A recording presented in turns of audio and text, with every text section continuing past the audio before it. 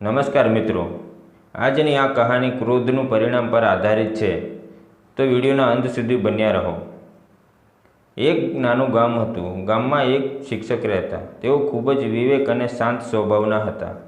એક દિવસ તેમના શિષ્યએ તેમને પૂછ્યું, ગુરુજી, ક્રોધ ખરાબ છે એ બધાને ખબર છે, પરંતુ એનું સાચું પરિણામ શું હોય છે? ત્યારે ગુરુજીએ સ્મિત કરીને એક નાનો પ્રયોગ કરાવ્યો। તેણે શિષ્યને એક સફેદ કાગળ આપ્યું અને કહ્યું, માનો કે આ કાગળ તમારું જીવન છે। હવે ગુસ્સામાં તમે કોઈ કઠોર શબ્દ કહો છો તો આ કાગળને એક છિદ્ર કરો। શિષ્યએ કાગળમાં એક છિદ્ર કર્યો। પછી ગુરુજી બોલ્યા, હવે આ કાગળને ફરીથી પહેલાંની જેમ સાફ સુથરું કરો। શિષ્યએ ઘણી કોશિશ કરી પણ છિદ્ર તો રહી ગયું। ત્યારે ગુરુજી સમજાવતા બોલ્યા, એ જ રીતે ગુસ્સામાં બોલેલો એક કડવો શબ્દ માણસના દિલમાં એવી ચોટ કરે છે કે માફી માંગ્યા પછી પણ એની પીડા જીવનભર રહે છે।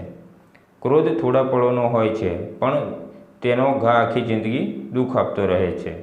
ત્યારે શિષ્યને સમજાયું કે ક્રોધમાં બોલેલા શબ્દ પાછા ખેંચી શકાતા નથી।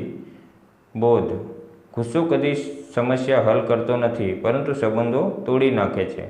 વાત કરતાં પહેલાં વિચારવું કે શબ્દોનું એકવાર ઉચ્ચારણ થઈ ગયા પછી તેનો પાછા લઈ શકાતા નથી। શાંતિ અને સહનશીલતા જ જીવનનું સાચું સૌંદર્ય છે। મિત્રો, વિડીયો પસંદ આવે તો લાઇક, કોમેન્ટ, શેર કરો।